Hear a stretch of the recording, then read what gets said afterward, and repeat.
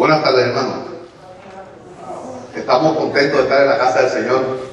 Estamos contentos, hermanos, porque esto es una bendición tremenda, que podamos reunirnos, ¿verdad?, como asamblea de Dios, como iglesia de Dios, para rendir culto a Él. El único digno de adoración y alabanza, nuestro Señor Jesucristo, nuestro Dios triuno, Dios Padre, Dios Hijo y Dios Espíritu Santo.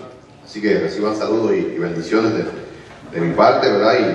Y de parte del Señor, porque a Él le gusta, ¿verdad?, que le glorifiquemos, que tengamos coinonía, comunión con Él, pero también los unos con los otros. Y hermanos, continuamos, vamos a comenzar rápido, ya que tenemos 5 minutos de retraso. Vamos a continuar con el estudio de esta profecía de Zacarías, una profecía muy poderosa, muy profunda.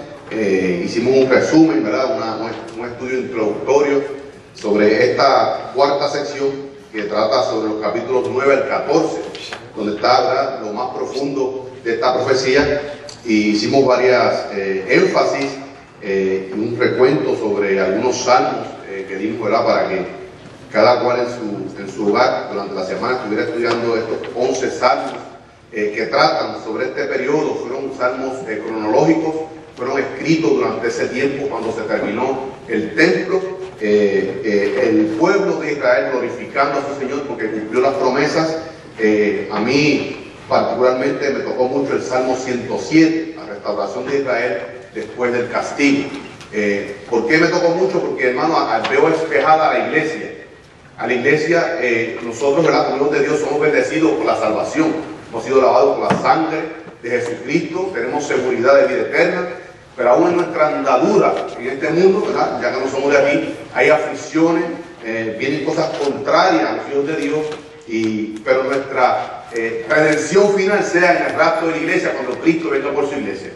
Y hermanos, estaremos en el cielo, glorificando al Señor por su favor, por su misericordia, por su perdón, así como este Salmo 107, el pueblo de Israel glorificó al Señor por esta restauración después del castigo que muy merecido que ellos buscaron por no obedecer a su Señor Jehová. Así que hice también una exhortación, aparte de que leyeran estos salmos, estos 11 salmos, también hice una lectura, aunque al menos panorámica, de los versículos 9 al 14 de Zacarías, porque vamos a entrar en detalles muy profundos. Vamos a estar discutiendo capítulo 9, los primeros 8 versículos. Dios mediante nos ayude a poder hacer esta exégesis.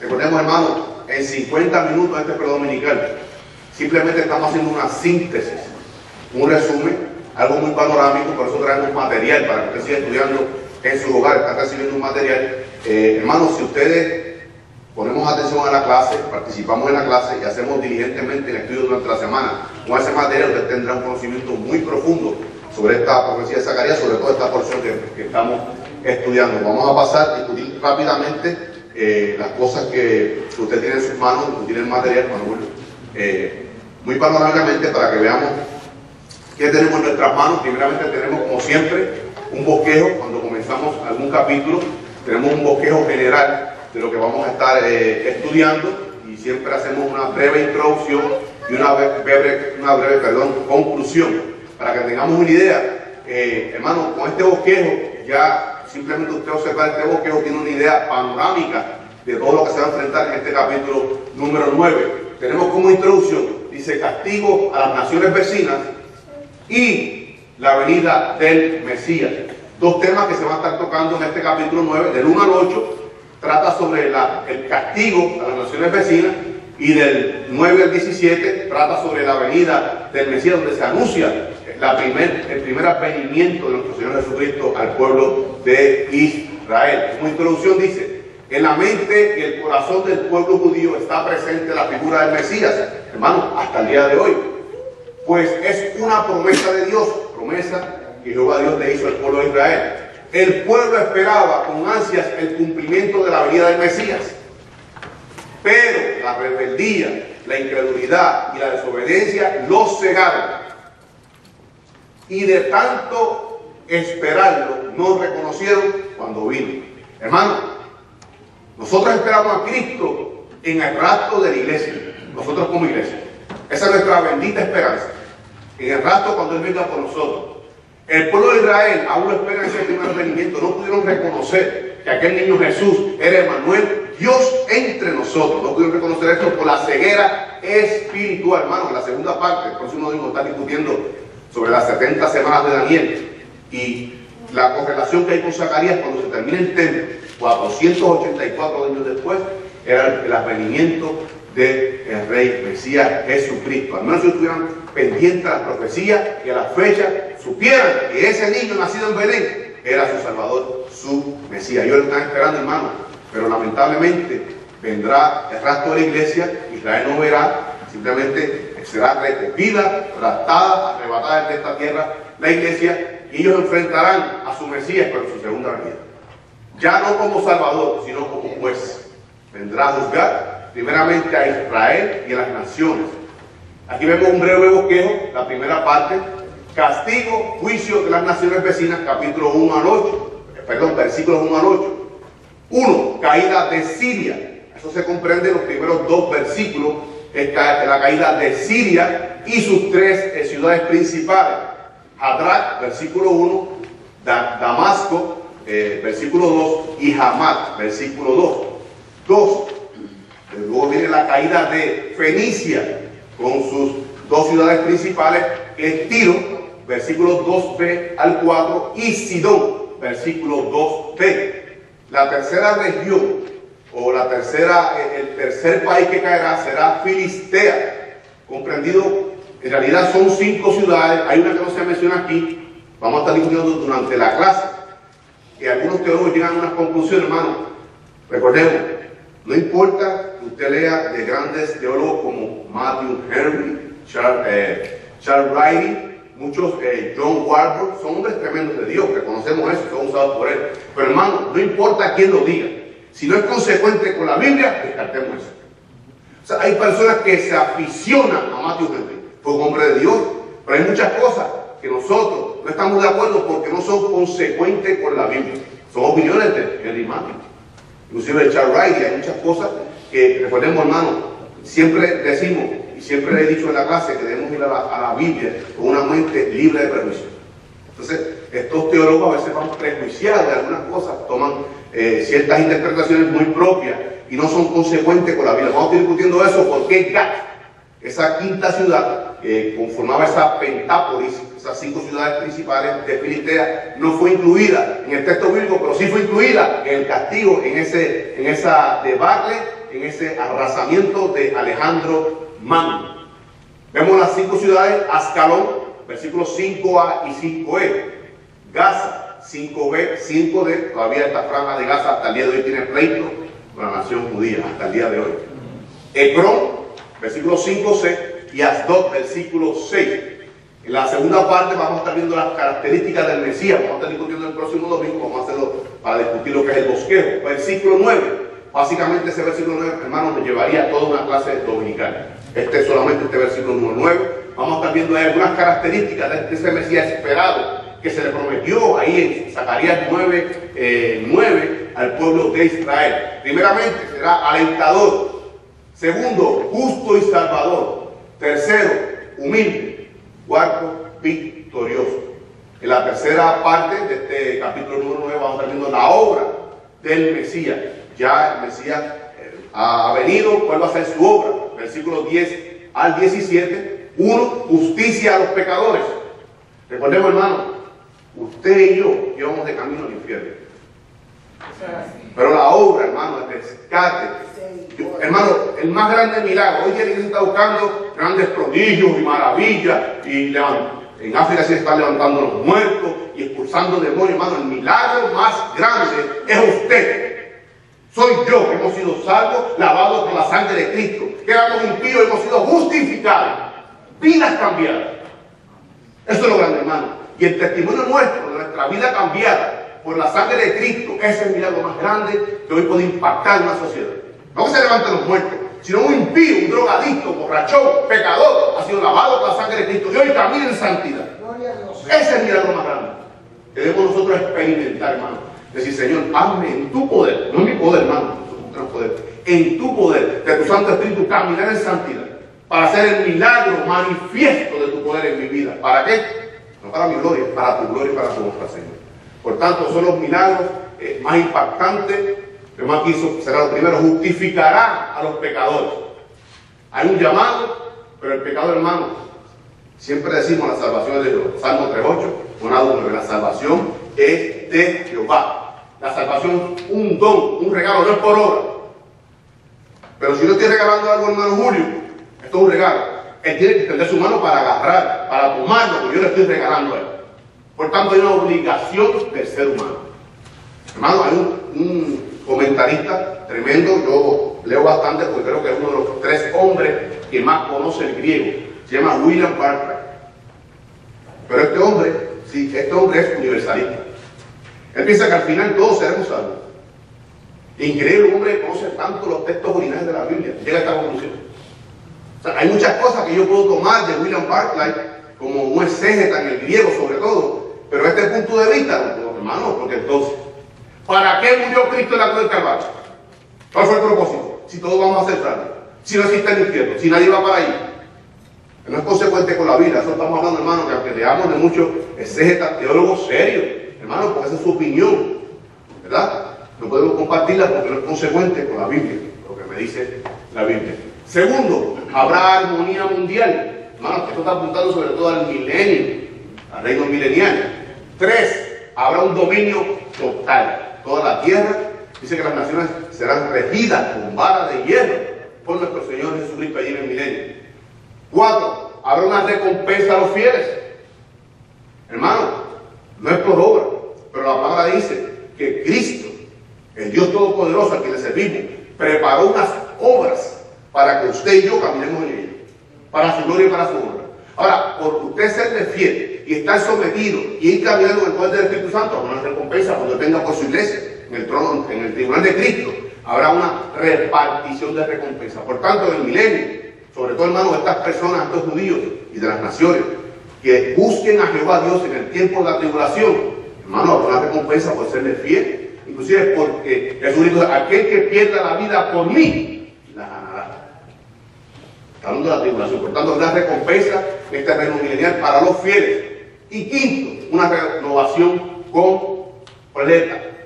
Bueno, yo me refiero al estudio, creo que 31, número 31 de Apocalipsis, que llevó el pastor Asael González aquí, sobre el milenio.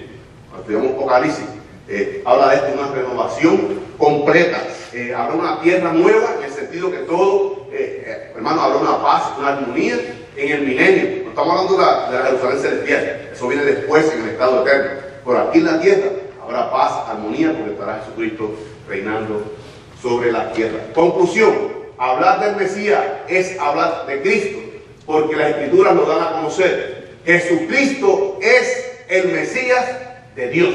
O sea, es Dios mismo, encarnado, revestido de humanidad. No solo para los judíos, sino para todo el mundo. La pregunta, yo espero que no, si hubiera una persona aquí que aún no ha venido a los pies de Cristo, ¿qué espera para no venir a los pies de Cristo? Amén. Es el momento. Es el momento, hermano. Este es el momento. ¿Qué espera para venir a los pies de Cristo? Yo, como hijo de Dios, yo pido, hermano, sobre todo, que me dé la humildad para estar sometido a Él. Porque eso es lo más duro para el ser humano, el orgullo, hermano. Vamos a discutir eso hoy. Que quite todo orgullo de hombre de mi vida para estar sometido a sus pies. Para que, hermano, Juan Bautista dijo que yo mengue y tú creces. Que las personas no me vean a mí, que vean a Cristo manifestado en mi vida, por mi forma de caminar, por mi forma de actuar, por mi forma de hablar.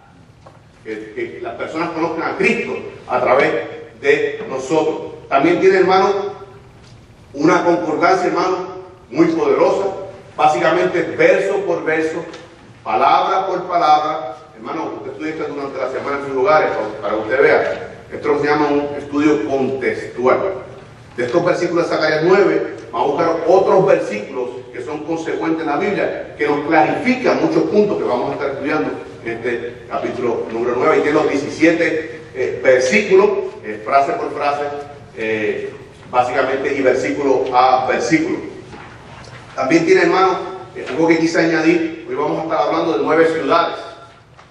Y como no queremos tomar el tiempo para lo que es lo histórico-cultural, queremos, ¿verdad?, repasarlo muy panorámicamente, queremos entrar más a lo que es la exégesis bíblica. Pero aquí traje un resumen, un compendio de las 9 ciudades que vamos a estar estudiando en el día de hoy, para que ustedes en sus hogares sigan leyendo un poco y buscando algunos versículos que clarifican más lo referente a lo histórico, la relación histórica, sobre todo con el pueblo de Israel, que tienen estas 9 ciudades que vamos a estar discutiendo en el día de hoy. Y comenzamos, hermano, el estudio, castigo a las naciones vecinas, Zacarías 9, 1 al 8, y aparte, quería clarificar algo, siempre hacemos el estudio en 9 versiones de la Biblia. Escuchen, estamos entrando en la parte profética, en lo que son los mensajes de carga de Zacarías, y una de las mejores Biblias que usted puede estudiar en la exegesis bíblica por 2 razones. Número 1, porque Reina y Valera tomaron el texto de la Septuaginta. Septuaginta es la versión de la Biblia hebrea traducida al griego. Vamos a estar discutiendo varias cosas sobre algunas partes, algunos versículos sobre lo que habla la Septuaginta. Y segundo, porque es una Biblia muy al pie de la letra. Aunque hay palabras que son muy difíciles para nosotros entenderlas, y por eso hemos querido incluirla aquí. La última barra, columna, trata sobre Reina Valera 909. Muy parecida a la 960, es una versión previa, pero habla un lenguaje más literal, más cerca a lo que es la Biblia Septuaginta. Por eso quisimos incluirlo. Vamos a pasar al primer versículo, pero antes de eso, hermano, quería señalar, esto lo discutimos en una de las clases, simplemente para tener una idea de cómo va a estar transcurriendo la clase en el día de hoy. Este es el imperio griego.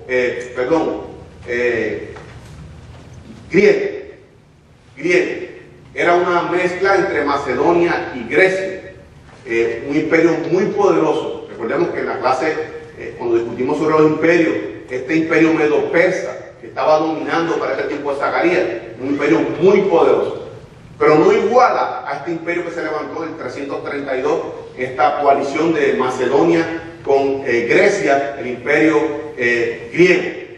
La primera parte que ellos comienzan a atacar es toda esta franja, comenzando desde Siria hasta Egipto. Por eso vamos a estar discutiendo en la clase hoy que la primera ciudad que se ataca es Hadrach. Vamos a ver por qué es la primera ciudad que se ataca, Hadrach, aunque no tenemos un trasfondo histórico sobre esta ciudad, por varias cosas vamos a estar discutiendo, pero esta era la ruta de este imperio, esta coalición de Grecia con Macedonia. Esta era la ruta que ellos van a tomar, comenzando por el norte de Siria, bajando por lo que es Fenicia, que vamos a estar discutiéndolo hoy, y entonces entrando a Filistea. Cuando dominan toda esta costa del mar Mediterráneo, entonces entran a Egipto. Entonces que vuelven y comienzan a atacar lo que es Asiria, Babilonia, Medo-Persa, hermano, un imperio muy poderoso. Es lo que quería clarificar. Esta unión de Grecia y Macedonia, el cerebro, la inteligencia la tenía Grecia, pero los macedonios eran los guerreros. Por tanto, los dirigentes eran griegos, pero los macedonios eran la gente de combate, eran muy guerreros, y por eso esta coalición muy poderosa. Aquí son las ciudades que vamos a estar estudiando en el día de hoy. Esto es el mapa, básicamente todo lo que es Israel, Siria y parte del desierto del Sinaí. Aquí vemos la ciudad más al norte, que es Hadrach. Sigue entonces Damasco, que es la capital de Siria, o de Aram, a mí se conocía como Aram. Hamat, que está hacia el oeste, cerca del río Orontes. Ya esto es lo que es Siria. Por aquí está la colindancia, los perímetros, donde marcan lo que es la división entre Siria e Israel del norte. Ahora, toda esta franja de aquí se conoce como Fenicia. Y en Fenicia, las dos ciudades principales es Sidón y Tiro. Sobre todo este Tiro, hermano, tremendo, vamos a estar discutiendo hoy. Y entonces ellos bajaron por aquí, y esto es lo que es la costa filistea. Filistea son 5 ciudades principales, que son la Pentápolis. Penta, de 5 polis, ciudades grandes. Pentápolis, eso significa Pentápolis. Asdod, Ecrón, Ascalón, Gaza, y aquí vemos a Gat, que muchos teólogos llegan a la conclusión de que no fue atacada Gat. Número 1, porque no fue mencionada en la Biblia. En realidad no está mencionada aquí entre estas ciudades filisteas, y era una de las pentápolis. No fue mencionada aquí. Pero hermanos, tenemos que ser consecuentes con la Biblia, porque sobre este castigo no solamente habló Zacarías, Ezequiel y Jeremías también hablaron sobre esto. Vamos a estar viendo varios textos donde se incluye, aunque no por nombre, pero sí como territorio que fue arrasado por este imperio griego macedonio. Y aquí vemos lo que es Gaza, hermano, que hasta el día de hoy tiene una guerra tremenda, lo que es la Palestina, con el pueblo de Israel. Pero veremos, hermano, que en el milenio muchos de ellos vendrán ante los pies, servirán al único Dios vivo y verdadero, el Dios de Israel. Cuando sean lavados, limpiados de sus abominaciones, de su idolatría. Aquí vemos lo que guarda la referencia con Israel. ¿Por qué traemos un tema, hermano? Porque dice castigo a las naciones vecinas de Jerusalén o de Judá. Pero sin embargo aquí no estamos incluyendo a Amón, los amonitas, los galaditas, los moabitas, no están incluidos ahí, porque hay otro castigo para estas naciones. Aquí está hablando, hermanos, sobre todo lo que es la costa del Mediterráneo y Siria. ¿Por qué? Porque recordemos en la casa de los 4 cuernos, que era, ¿quién me lo puede mencionar? Los 4 cuernos que discutimos en estas visiones de Zacarías. 4 cuernos: Egipto, Asiria, Babilonia y Medo-Persia. Estos 4 cuernos, Jehová Dios los levantó como castigo, pero no a la misma vez levantaba un carpintero que castigaba a ese cuerno. Por tanto, aquí está hablando ahora de naciones en cuestión de rango de poderío militar y de poderío político de menos rango.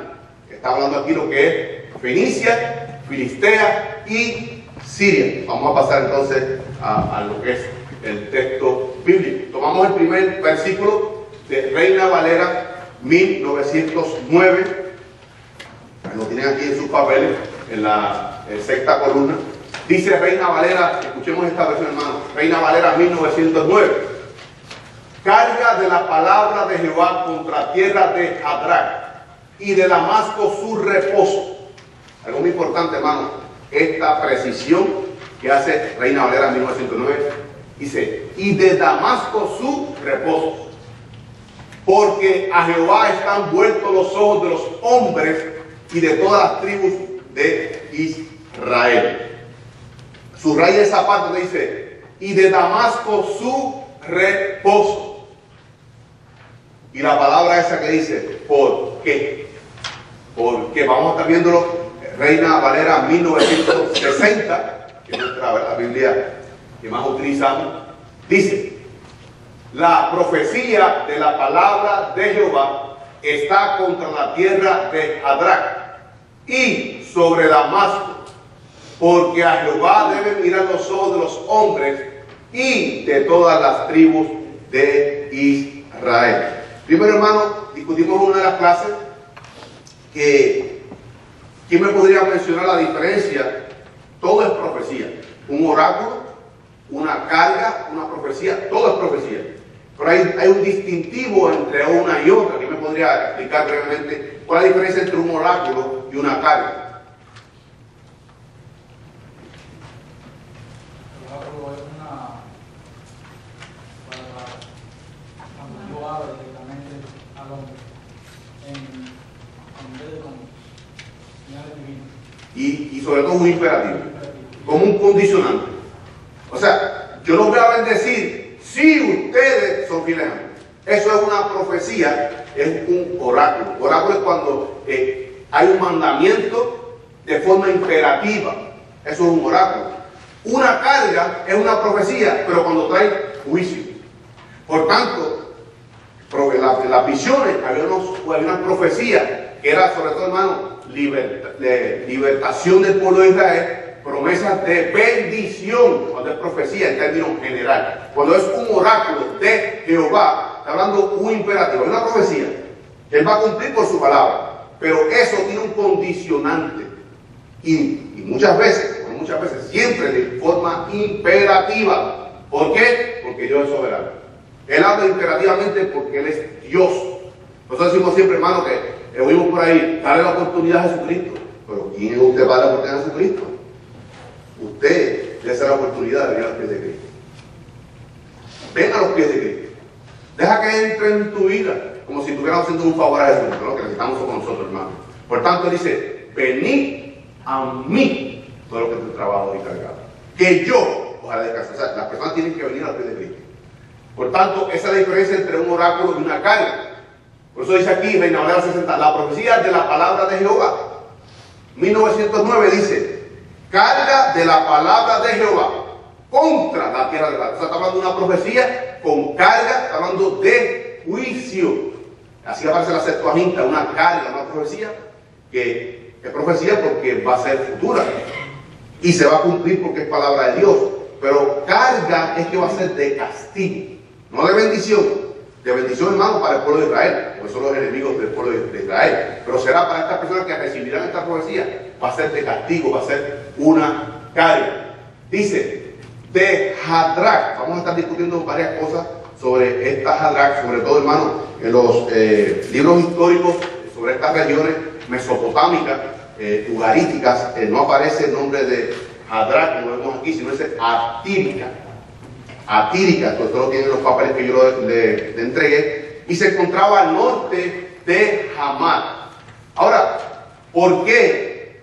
Si dice la palabra en Reina Valera 1909 dice, de Hadrach, y de Damasco su reposo. O sea, la capital de Siria era Damasco. Sobre esa capital era que iba a reposar, iba a caer todo el peso de este juicio. La pregunta es, ¿por qué entonces castiga a Hadrach? Porque recordemos que ellos vienen del norte hacia el sur.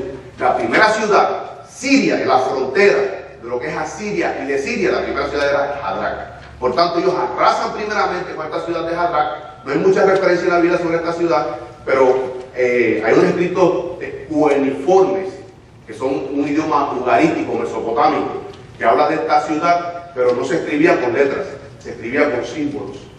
Y eso que encontramos en los registros históricos, arqueológicos, solamente se encuentra sobre este Hadrach, que era una ciudad que estaba muy al norte de Siria, de Damasco. Por tanto, es la primera que es investida con este ataque, hermano, de Alejandro Magno, ese comandante que iba al frente del ejército macedonio y griego. Dice, y sobre Damasco. Damasco es la capital de Siria o de Aram, también conocido en el tiempo bíblico como Aram. Era Damasco, y como capital, recordamos, la capital representa básicamente lo que es el país. Sobre esto dice Reina Valera 909 que iba a caer el reposo del castigo. O sea, que iba a ser de una forma muy violenta allí en Damasco, que iba a caer esta pesada carga, esta profecía de Jehová Dios a través del profeta Zacarías. Ahora, hermano, muy importante, subraye estas que vamos a estar hablando. ¿Y por qué? Porque esas pequeñas palabritas, hermano, son confusiones. Si no entendemos lo que es una confusión, en el estudio bíblico no podemos entender todo el texto bíblico. Cuando dice y, se está hablando, está uniendo, que no solamente es Hadrach, sino que también Damasco, serán, dice que esta carga, esta profecía, este castigo caerá, tanto contra Hadrach, contra Damasco.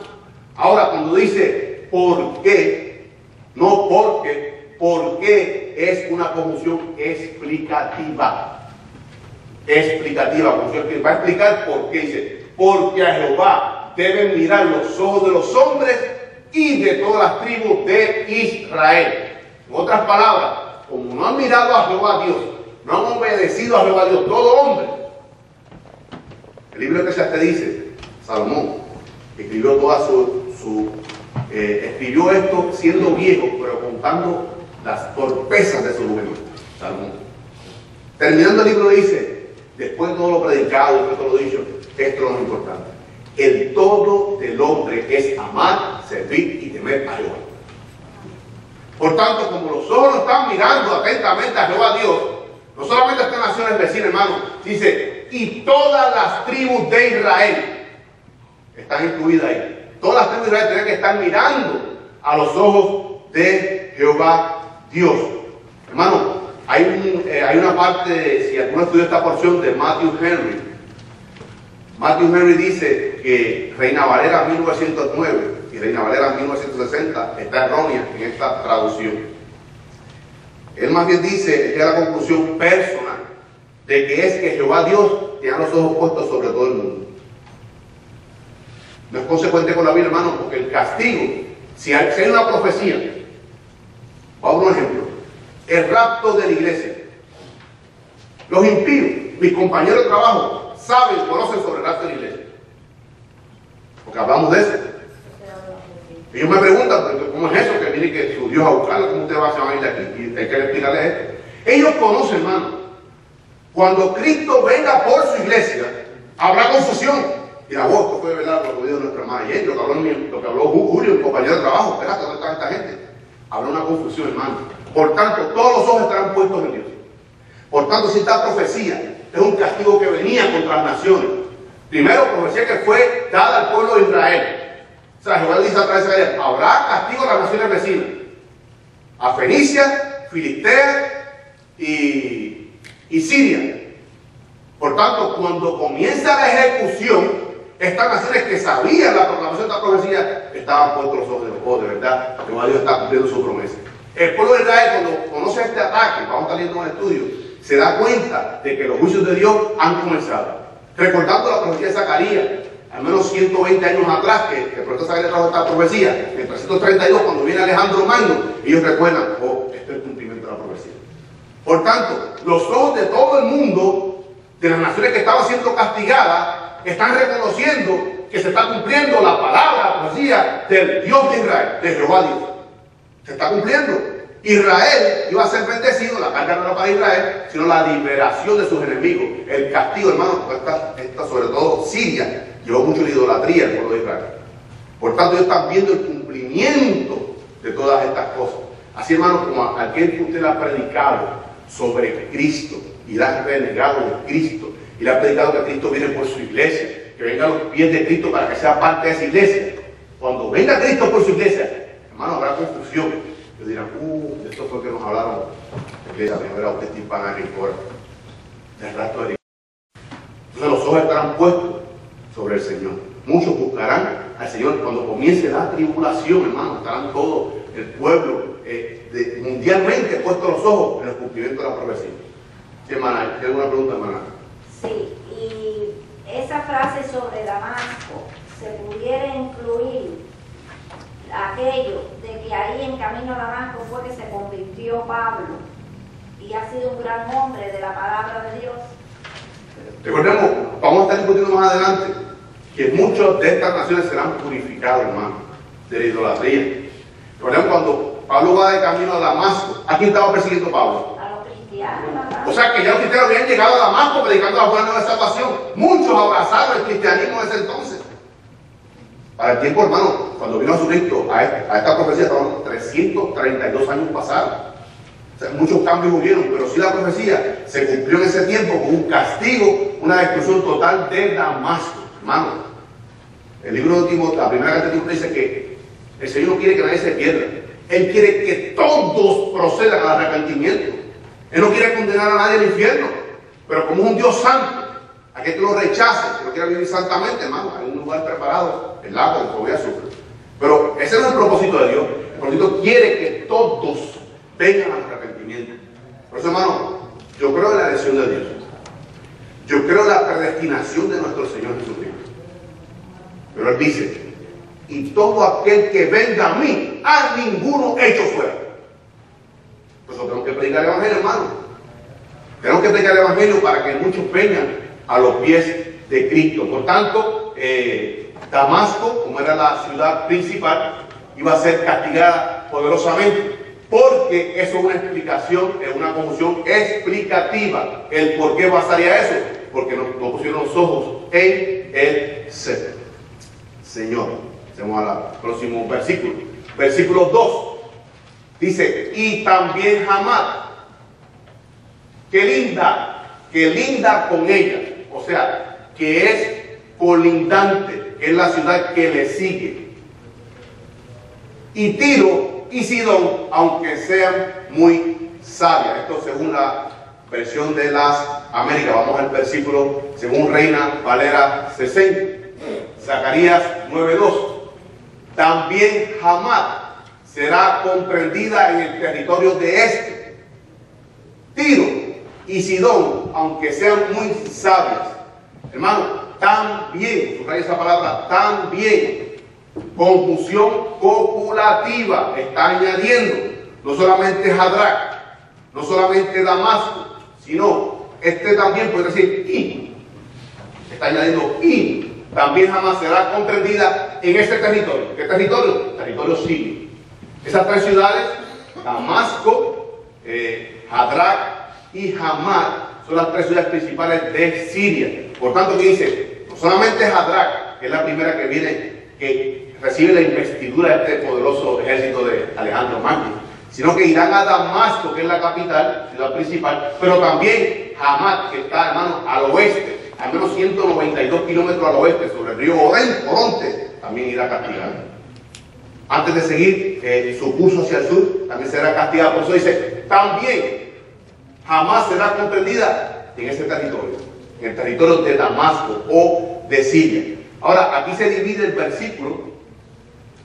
En la Septuaginta, esto es otro versículo, que es el versículo número 3, porque ahí cambia ahora de una región a otra región. Hasta Hamat está comprendiendo lo que es el territorio sirio, pero ahora lo que es Tiro y Sidón es Fenicia, que es otra área, otro país que también será castigado. Dice, Tiro y Sidón, aunque sean muy sabias.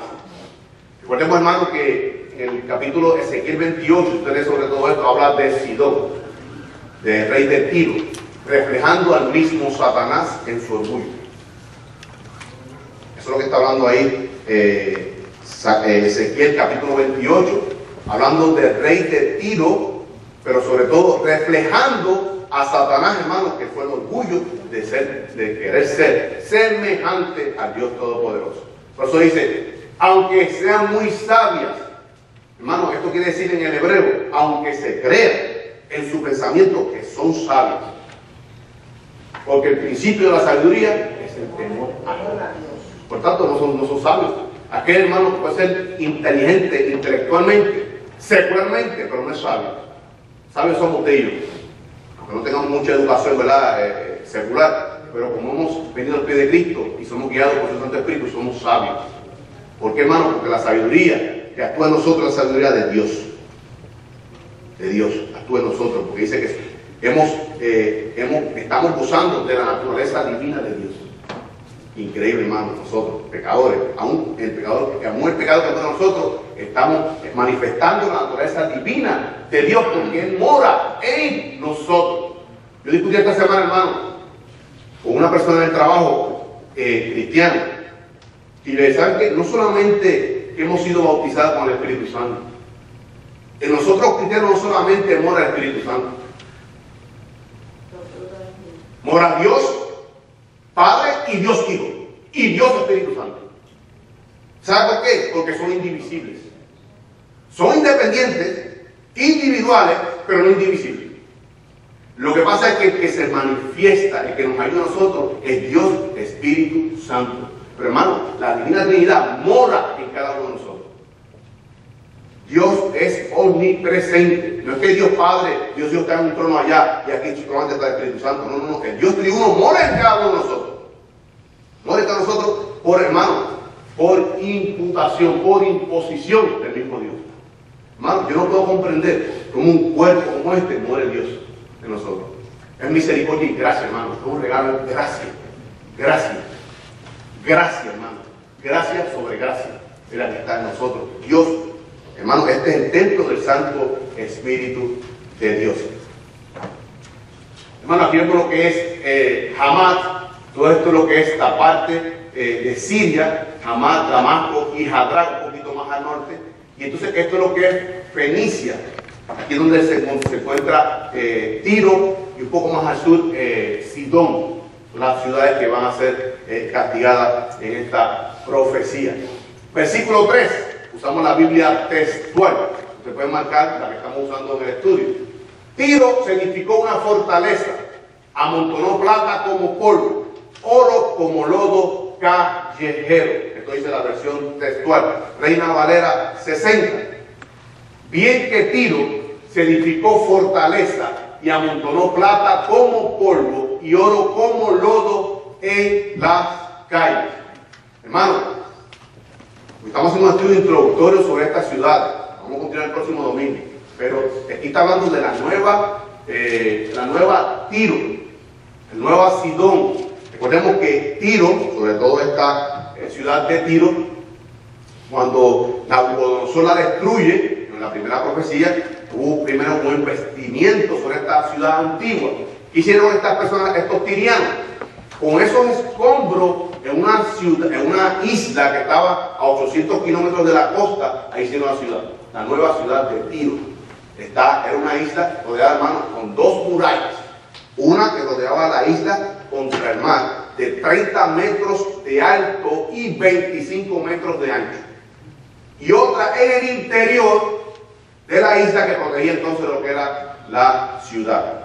No solamente eso, eran hombres sabios secularmente. Segundo, eran expertos navegantes. Tienen una flota, tenían lo que llamamos hoy un navy, una flota marítima. Por tanto, esta ciudad, hermano, impenetrable. El imperio asirio, escuchen, la sitió, la rodeó, atacándola día y noche por 5 años y no pudo penetrar la ciudad. Nabucodonosor, el imperio neobabilónico, como cabeza de Nabucodonosor, poderosísimo, lo tuvimos en la clase, hermano, tuvo 13 años sitiando Tiro y Sidón. 13 años. No pudieron. Por eso, hermano, cuando Alejandro Magno es un instrumento de Dios, imperios que no pudieron, levanta a este hombre, hermano, escuche esto, en 5 meses. 5 meses penetró la ciudad.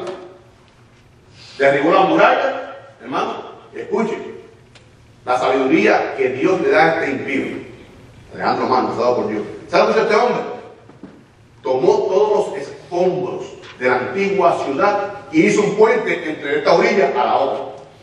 ¿Sabe por qué? Porque Alejandro Magno no tenía navegantes, tenía una poderosa caballería, tenía un ejército, hermano, tenía unos carros de caballo que hoy día serían unos tanques muy avanzados, pero no tenía una flota de navegación.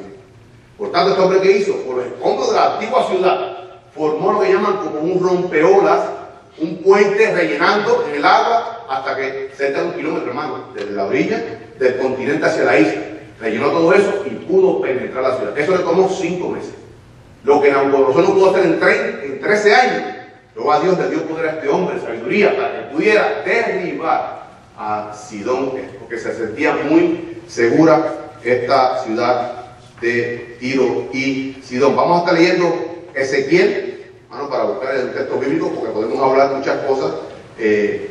Ezequiel, capítulo 26. Vamos a estar leyendo varios versículos de Ezequiel 26. Y vamos a estar completando el estudio con el versículo 4. Ezequiel 26, vamos a estar leyendo versículo 4. ¿Alguien puede leer el versículo 4? Hermano Roberto, Ezequiel 26, 4. Vamos a estar leyendo 2 versículos más, les voy a estar indicando. Ezequiel 26, 4. Y demolerán los muros de Tiro, y derribarán sus torres, y barreré de ella su polvo, y la dejaré como una peña lisa. Versículo 12.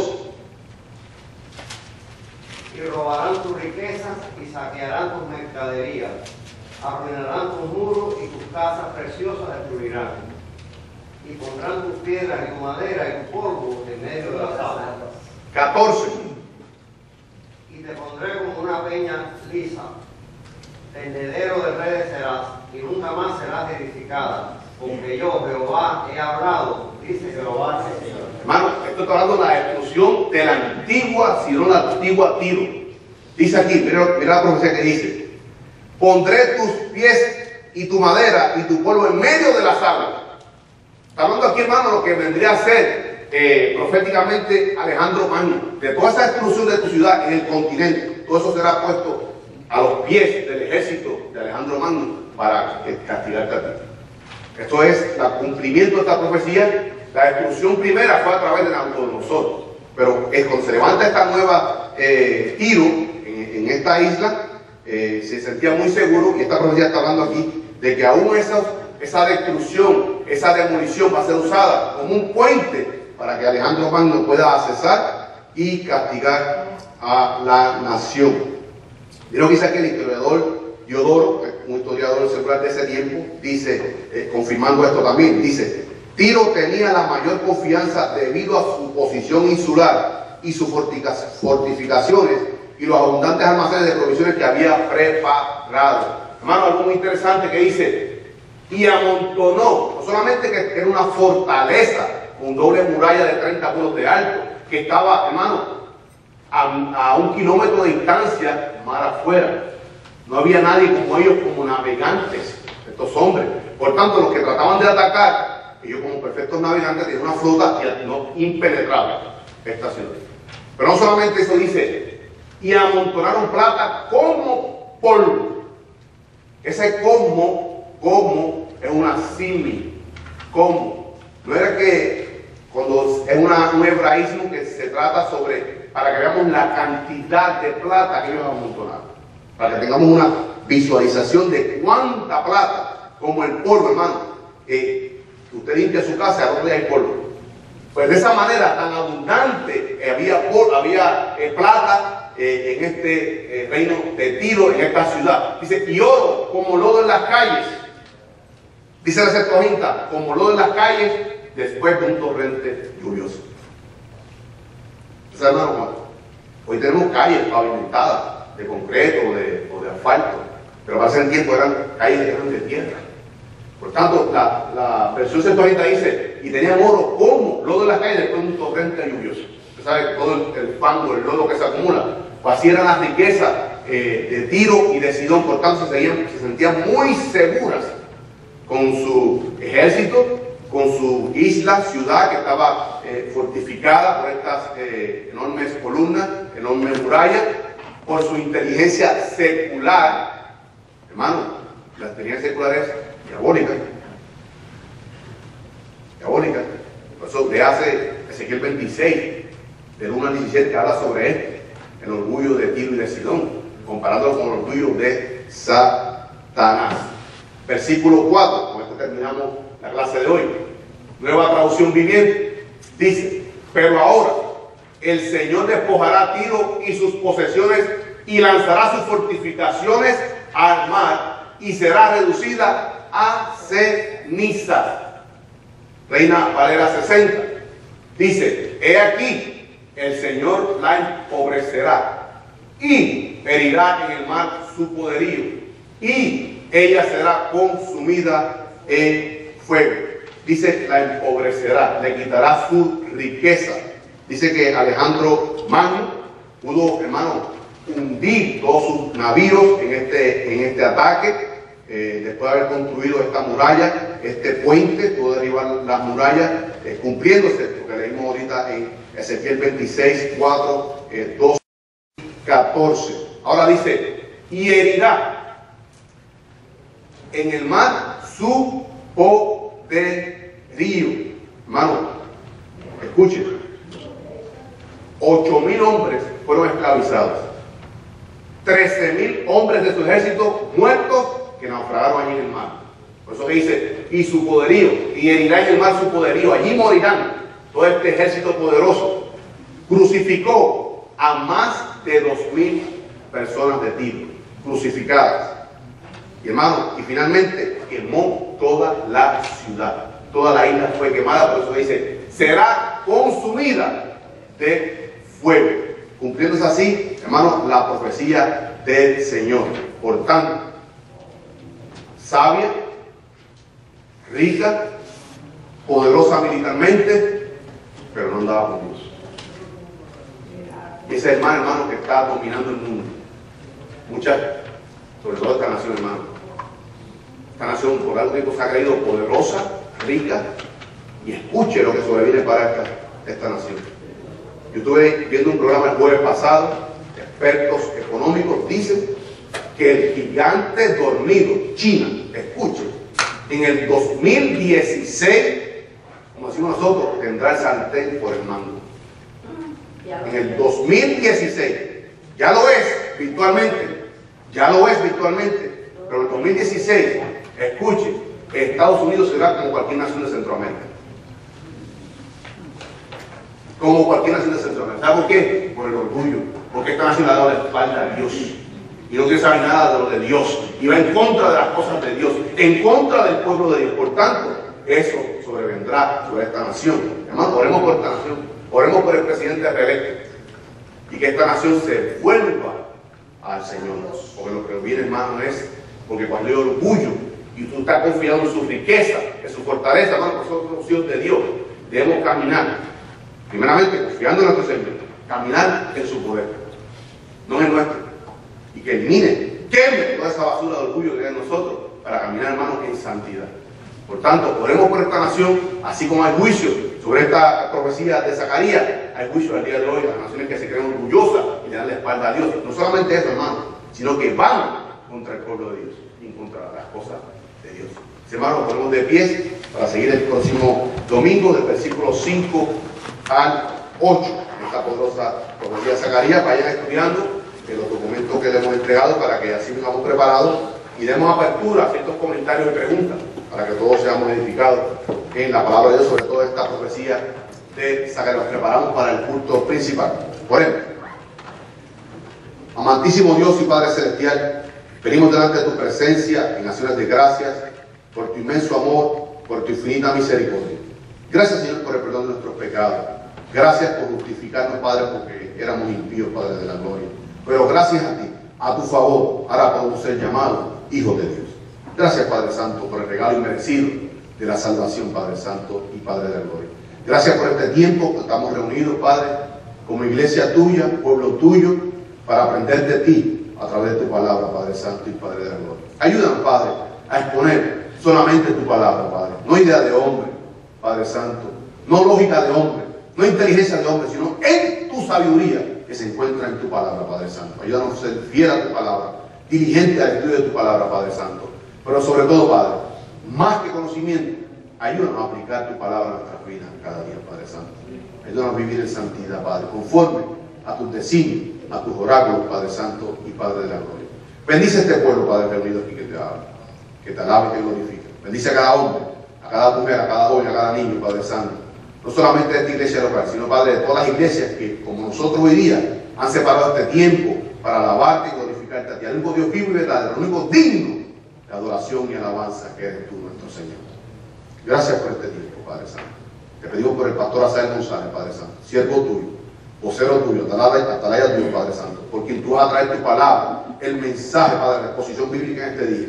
Ayúdanos, Padre, que tu palabra edifique nuestras vidas. Danos la humildad, Padre Santo y Padre de la gloria, para aplicarla a nuestras vidas, Padre Santo, y seguir creciendo en esta santificación progresiva, Padre Santo y Padre de la gloria. Gracias por todo, Padre Santo. Y prepáranos, Padre, esta semana para estar el próximo domingo aquí, con el mismo amor, con el mismo ánimo, a buscar cada día más de ti. Pedimos todas estas cosas creyendo en el poderoso nombre de tu Hijo, eterno y amado, nombre, sobre todo nombre, Jesucristo, nuestro Señor. Amén. Amén.